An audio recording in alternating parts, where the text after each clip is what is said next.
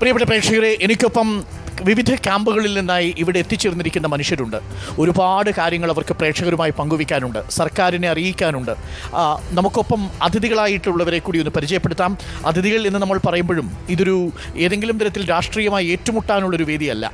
പകരം ഇവരുടെ വിഷയങ്ങൾ കേൾക്കാനും അതിനെക്കുറിച്ച് കൃത്യമായി എന്താണ് മുന്നിലുള്ളത് എന്നത് നമ്മളോട് വിശദമാക്കാനുമായി എത്തിച്ചേർന്നിരിക്കുന്നത് കോൺഗ്രസിൻ്റെ പ്രതിനിധിയും ജില്ലാ പഞ്ചായത്ത് പ്രസിഡന്റുമായ സംഷാദ് മരക്കാർ, ഒപ്പം DYFIയുടെ ബ്ലോക്ക് പ്രസിഡന്റ് ഷംസുദ്ദീൻ, BMSന്റെ സംസ്ഥാന സമിതി മെമ്പർ മുരളീധരൻ എന്നിവരാണ്. ഒപ്പം മേപ്പാടി ഗ്രാമപഞ്ചായത്തിൻ്റെ പ്രസിഡന്റ് ശ്രീ K. ബാബു, മേപ്പാടി ഗ്രാമപഞ്ചായത്തിലെ വിവിധ വാർഡ് മെമ്പർമാർ, ഒപ്പം വിവിധ ക്യാമ്പുകളിൽ നിന്ന് നമുക്കൊപ്പം എത്തിച്ചേർന്നിരിക്കുന്ന നമ്മളുടെ പ്രിയപ്പെട്ട മേപ്പാടി പഞ്ചായത്തിലെ പ്രിയപ്പെട്ടവർ നമുക്കൊപ്പം ചേരുന്നുണ്ട്. ഞാൻ ആദ്യം അവരിൽ നിന്ന് തന്നെ തുടങ്ങുകയാണ്. എന്താണ് അവർക്ക് പറയാനുള്ളത് എന്ന് വളരെ വേഗം കേട്ടതിന് ശേഷം ഇനി എന്താണ് നമ്മുടെ മുന്നിലുള്ള വഴി, എന്തൊക്കെയാണ് അവരുടെ ആശങ്കകൾ എന്നത് നമുക്കൊന്ന് വളരെ വേഗം കേട്ട് തന്നെ വരേണ്ടതുണ്ട്. ഇപ്പോൾ ഏത് ക്യാമ്പിലാണ്? GLPസിൽ എത്ര കുട്ടികളുണ്ട്? 3 പേര്. എന്താ മോളുടെ പേര്? മോളുടെ പേര് അപർണിക. മോളുടെ കുഞ്ഞുമോളുടെ പേരോ? ഇവർ ഇരട്ടയാണോ? ട്വിൻസാണ് അല്ലേ? എവിടെയായിരുന്നു താമസം? മുണ്ടക്കയിലായിരുന്നു അല്ലേ? വീടെന്താ അവസ്ഥ? സ്കൂൾ റോഡായിരുന്നു, അത് ഫുള്ളും പോയി, മൊത്തം പോയി. റാട്ടപ്പാടിയിലായിരുന്നു. ഇനി അവിടെ താമസിക്കാൻ പറ്റില്ല എന്ന് പറഞ്ഞു. പാടിന്റെ അടുത്ത് കൂടെ പോയിട്ടുള്ള വീട്ടുകാർക്കാർക്കും കുഴപ്പമില്ലല്ലോ? ആരുമില്ല, എല്ലാവരും ഇറങ്ങി ഓടി. എല്ലാവരും ആ സമയത്ത് ഇറങ്ങി ഓടി. നിങ്ങൾ എവിടെയായിരുന്നു ആ സമയത്ത്? പാടിയിൽ തന്നെയായിരുന്നു. പാടിയിലായിരുന്നു ഇത് വരുന്ന സമയത്ത് രാവിലെ? ഫസ്റ്റത്തെ പൊട്ടുമ്പോൾ ഞങ്ങൾ എഴുന്നേറ്റു. പിന്നെ അവിടെ നിന്ന് വന്നവരൊക്കെ ഞങ്ങൾ ഒരുവിധം കുളിപ്പിച്ച് വൃത്തിയാക്കുമ്പോഴാണ് രണ്ടാമത് പൊട്ടുന്നത്. അപ്പൊ ഞങ്ങൾ ഈ മക്കളെ എല്ലാവരും എടുത്ത് ഓടി തേയിലേന്റെ ഉള്ളിൽ, എല്ലാവരും എടുത്ത് മഴയത്ത് തേയിലേന്റെ ഉള്ളിലേക്കായിരുന്നു പോയി നിന്നത്. പിന്നെ ഒരു 2 മണിക്കൂർ ആ തേയിലേന്റെ ഉള്ളിൽ നിന്നു.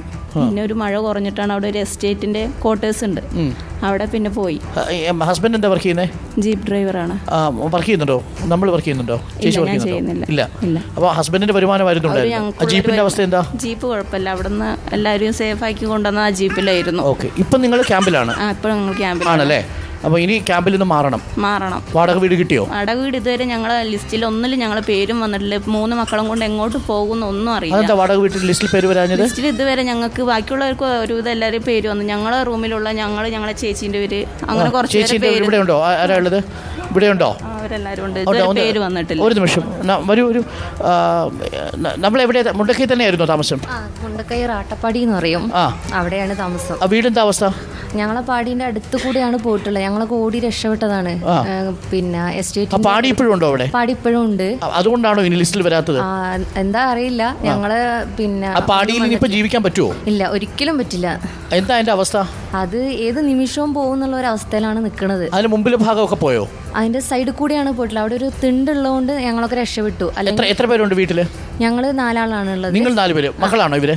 ആണോ? എത്ര? മോളുടെ പേരെന്താ? വേറെ കുട്ടിയുണ്ടോ? മോനുണ്ട് അല്ലേ? മോന്റെ പേരെന്താ? ബദ്രി. ഇവരടക്കം 4 പേരുണ്ട് അല്ലേ? പാടിയിലാണ്. ഹസ്ബൻഡ് എന്താ ജോലി? ഡ്രൈവറാണ്. ജീപ്പിന് കുഴപ്പമില്ലല്ലോ? ജീപ്പിന് കുഴപ്പമുണ്ടോ? ഇല്ല. വേറെ ബന്ധുക്കൾക്ക് വേറെ പ്രശ്നമൊന്നുമില്ലല്ലോ? അപ്പൊ നിങ്ങളുടെ പാടിയിൽ ഇനി താമസിക്കാൻ കഴിയില്ല അല്ലേ? ഇവിടെയും പാടിയിൽ താമസിക്കാൻ ഇനി കഴിയില്ല അല്ലേ? അങ്ങോട്ട് പോകാൻ കഴിയില്ല, അങ്ങോട്ട് പോകണം ആഗ്രഹവും ഇല്ല. അങ്ങോട്ട് ഇനി പോകാം. എവിടെ റോഡ് സൈഡ് താർപ്പായി വിരിച്ചു കിടന്നാലും ഇനി അങ്ങോട്ടേക്ക് മക്കളെയും കൊണ്ട് പോവില്ല. ആ സ്ഥലത്തേക്ക് അത്ര പേടിച്ചു പോയോ? അത്രയും ഞങ്ങൾ ഇറങ്ങി ഓടിയതാണ്. പിഞ്ചു കുട്ടീനെ എടുത്തിട്ട് ഞങ്ങൾ ആ മഴയത്ത് ഇറങ്ങി ഓടിയതാണ്. പാടിയിലുള്ള ആളുകൾ എവിടെയാ ചേട്ടന്റെ വീട്? ഞാൻ മുണ്ടക്കായില്, ഉരുൾപൊട്ടിന്റെ തൊട്ട് താഴെ. എൻ്റെ വീടെന്താ അവസ്ഥ? വീടിന് അടുത്ത് കൂടെയാണ് പോയത്. വളരെ എന്താ പറയുക, ഞാൻ വൈകുന്നേരം ഒരു 6-7 മണിക്ക് എൻ്റെ ബന്ധു വീട്ടിലേക്ക് വന്നുകൊണ്ട് അല്ലെങ്കിൽ ഞാൻ പെടും. കാരണം എന്താ വെച്ചാൽ ഞാൻ അതിൻ്റെ തലേന്ന് രാത്രി 3 മണിക്ക് വരെ റോട്ടിൽ കൂടെ ഇറങ്ങി നടക്കുകയായിരുന്നു, ഓരോരുത്തരും മാറ്റാനും ഇതിനൊക്കെ. അന്നും നല്ല മഴയായിരുന്നു. പക്ഷെ അന്ന് എനിക്ക് തോന്നിയതുകൊണ്ട് ഞാനന്ന് വൈകുന്നേരം ഇരുട്ടാൻ നേരത്തെ എൻ്റെ ബന്ധു വീട്ടിലേക്ക് ഞാൻ വന്നു, ഞാൻ എൻ്റെ ഭാര്യ. അതുകൊണ്ട് രക്ഷപ്പെട്ടു. കഴിയില്ല. ഉരുൾപൊട്ടിന്റെ തൊട്ട് താഴെ. ഇപ്പൊ ക്യാമ്പിലല്ല, ബന്ധു വീട്ടിലാണ്. മാറണം. വാടക വീട് ഞാൻ സ്വന്തമായിട്ട് തന്നെ ഏകദേശം അഡ്വാൻസ് കൊടുത്ത് കണ്ടെത്തി. സ്വന്തമായിട്ട് നമ്മൾ കണ്ടെത്തി. സർക്കാർ സഹായിച്ചില്ല? ആരും സഹായിച്ചിട്ടില്ല. സ്വന്തമായിട്ട്. വാടക വീട് കണ്ടെത്തിയിരിക്കുന്നത് ഇപ്പൊ കാപ്പുംകൊല്ലി എന്ന് പറഞ്ഞ സ്ഥലത്ത്. 5000 വാടകയും 10,000 അഡ്വാൻസും. അഡ്വാൻസ് നമ്മൾ സംഘടിപ്പിച്ചു കൊടുത്തു. ഓക്കെ. ചേട്ടന്റെ അവസ്ഥ എന്താ? എൻ്റെ അവസ്ഥ എൻ്റെ അനിയനും ഭാര്യയും മോളും പോയി. ഇപ്പോൾ ആ 2 മക്കളെ സംരക്ഷിക്കണം. ഇന്നൊരു വാടക വീട് പോയി നോക്കി. ആ വാടക വീടിക്ക് പറയണത് 1 ലക്ഷം റുപ്യ അഡ്വാൻസും 10,000 പിന്നെ വാടകയും. കുന്നപ്പറ്റ. ഇതെങ്ങനെ കൊടുക്കാനാണ് സാർ? എങ്ങനെ കൊടുക്കാൻ ഒരു വഴിയില്ല.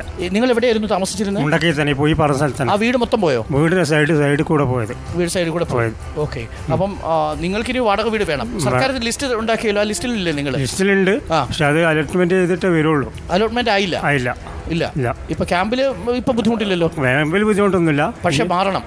എത്രയും പെട്ടെന്ന് ക്യാമ്പിൽ നിന്ന് മാറണം അല്ലേ? അതിന് വാടക വീട് ഇപ്പം സ്വന്തമായിട്ട് കണ്ടെത്തിയാൽ പൈസ കൂടുതൽ കൊടുക്കണം. അപ്പൊ എന്താ സർക്കാരിനോട് പറയാനുള്ളത്? സർക്കാർ പറയാനുള്ളത് തന്നെയാണ്, ഞങ്ങൾക്ക് എന്തെങ്കിലും പെട്ടെന്ന് ചെയ്തു തരണം. ഈ വാടക വീട്ടിലേക്ക് മാറാനുള്ള ഏർപ്പാട് ചെയ്തു തരണം. അപ്പൊ സർക്കാർ ഇടപെട്ട് ഇപ്പൊ വാടക വീട്ടിലേക്ക് കുറെ പേരെ മാറ്റിയിട്ടുണ്ട് ഇല്ലേ? ക്വാർട്ടേഴ്സിലേക്ക് മാറ്റിയിട്ടില്ലേ? വാടക വീട് ചോദിക്കുമ്പോൾ എങ്ങനെയാണ് പറയുന്നത്? എന്താ പറയുന്നത്? അഡ്വാൻസ് കൂടുതൽ ചോദിക്കുന്നു അല്ലേ? ഇവിടെ അഡ്വാൻസ് 10,000 ചോദിച്ചു. 10,000 അത് കുഴപ്പമില്ല അല്ലേ? 10,000 രൂപ കൊടുത്തു. പക്ഷേ 10,000 രൂപ സ്വന്തം കയ്യിൽ നിന്ന് കൊടുക്കേണ്ടി വന്നോ? നമ്മൾ സ്വന്തം കയ്യിൽ നിന്ന്. സർക്കാർ പോക്കറ്റ് മണി കിട്ടിയില്ലേ? ഒന്നും കിട്ടിയിട്ടില്ല. നിങ്ങൾ ഏത് ക്യാമ്പിലുള്ളത്? ഞാൻ ക്യാമ്പിലല്ല, ഞാൻ വീട്ടിലായതുകൊണ്ട് കിട്ടിയില്ല. ഉറുപ്പ്യ കിട്ടിയില്ല സർക്കാരിൻ്റെ ഒന്നും. ഓക്കെ. ഞങ്ങള് മൂപ്പര ഭാര്യയാണ് ഞാൻ. പിന്നെ മൂപ്പര അനിയനും ഭാര്യയും മോളും പോയി. അപ്പം ഞങ്ങൾക്ക് 2 കുടുംബത്തിന് താമസിക്കണം. അങ്ങനെ ഞങ്ങളിന്ന് കുന്നമ്പറ്റ ഗവൺമെൻറ് ഒരു ഇതും ഞങ്ങൾക്ക് ചെയ്യുന്നില്ല.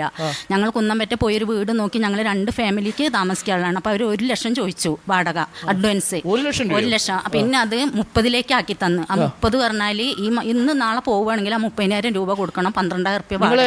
വീട് തന്നെ ഇവരൊക്കെ ഞങ്ങൾ അയൽവാസികളാണ്. ഞങ്ങളെല്ലാവരും മുണ്ടക്കൈ തന്നെ. ഞങ്ങൾ പോകൂല. ഞങ്ങൾ ബസ് സ്റ്റോപ്പ് പോയി കിടന്നാലും മുണ്ടക്കൈ ഇനി പോകൂല. ഞങ്ങൾ അങ്ങോട്ട് പോകാൻ കഴിയില്ല. എന്താ നമ്മുടെ അവസ്ഥ? എന്താ ചേച്ചി, എന്താ അവസ്ഥ? രണ്ടുപേരും വന്നോട്ടെ. എന്താ പേരെന്താ? ഹരിത. എവിടെയാ സ്ഥലം? ചുരുൾമല. എവിടെയാ സ്ഥലം? നിങ്ങൾ ബന്ധുക്കളാണോ അതോ സുഹൃത്തുക്കളാണോ? ബന്ധുക്കളാണ്. സിസ്റ്റേഴ്സ് ആണോ? അതെ. ഓക്കെ. വീട് എന്താ അവസ്ഥ? വീട് അവിടെ ഇല്ല. വീടില്ല. വീട് പോയോ? വീടെല്ലാം പോയി. മൈക്കൊന്ന് പിടിച്ചോളൂ. എന്താ ചെയ്യുന്നത്? ഞാൻ വർക്ക് ചെയ്യുന്നു. എന്താ ചെയ്യുന്നത്? വർക്ക് ചെയ്യുന്നു. വീട്ടിൽ ആരൊക്കെ ഉണ്ടായിരുന്നു? വീട്ടിൽ അച്ഛൻ, അമ്മ, ചെറിയ വീട്ടിലാർക്ക് ബുദ്ധിമുട്ടൊന്നും ഉണ്ടായിട്ടില്ലല്ലോ? പരിക്കൊന്നും ഉണ്ടായില്ലല്ലോ? വീട്ടുകാർ ഇപ്പം ജീവനോടെ ഇല്ല. 9 പേര് പോയി. ഇതിൽ പോയതാണോ? ആരൊക്കെ? ഞങ്ങൾ മക്കൾ മാത്രമേ ഉള്ളൂ ഇപ്പം. അച്ഛൻ, അമ്മ, ചെറിയമ്മ, മക്കള്, എൻ്റെ ഒരു മകൻ അതിലുണ്ടായിരുന്നു. അതിലുണ്ടായിരുന്നോ? ഓ ശരി. സോറി കേട്ടോ, ഞാൻ അറിഞ്ഞില്ല. നിങ്ങൾ ഏത് ക്യാമ്പിലാണ് ഇപ്പോൾ ഉള്ളത്? ഞങ്ങളിപ്പം GHS. ഇവിടെ ഇപ്പോൾ ആരൊക്കെയാണ് ഉള്ളത്? നിങ്ങൾ 2 പേര് മാത്രമേ ഇപ്പോൾ ഉള്ളൂ? ഞങ്ങൾ മക്കൾ മാത്രം 6 പേര് മാത്രമാണ് ഇപ്പം ഇവിടെ ഉള്ളത്. 6 പേര് മാത്രമേ ഉള്ളൂ? അമ്മേൻ്റെ മക്കളാണ് പോയതവരൊക്കെ. അച്ഛമ്മയുടെ 3 മക്കളുടെ 3 ആൺമക്കളാണ്. അമ്മയുടെ പേരെന്താ? അമ്മ. ആ സമയത്ത് അമ്മ എവിടെയായിരുന്നു? ഞാൻ മകളുടെ അടുത്തുണ്ടായിരുന്നു. കുന്നുമേര് എൻ്റെ അടുത്തുണ്ടായിരുന്നു അമ്മ. അന്ന് മഴ പെയ്യണ വേണ്ടിട്ട് അമ്മനെ മരുമോള് എൻ്റെ അടുത്ത് പറഞ്ഞയച്ചാണ്. അമ്മ വീട്ടിൽ പോയിക്കോളൂ ചേച്ചീൻ്റെ അവിടേക്ക്, ബുധനാഴ്ച വന്നാൽ മതി അമ്മ എന്ന് പറഞ്ഞിട്ട് പറഞ്ഞയച്ചാണ്. പണ്ടങ്ങളൊക്കെ ബാങ്കിലുണ്ട്. ബാങ്കിൽ ഞാൻ വന്നിട്ട് എൻ്റെ പേരിലാക്കമ്മ, അമ്മ ചേച്ചീൻ്റെ അടുത്ത് ഇപ്പോൾ പോകാൻ പറഞ്ഞയച്ചാണ്. അങ്ങനെ 3 ആങ്ങളമാരും പോയി. ആങ്ങളമാരും ഭാര്യമാരും 2 പേരക്കുട്ടികളും അവൾ മോളെ കുട്ടിയും പോയി.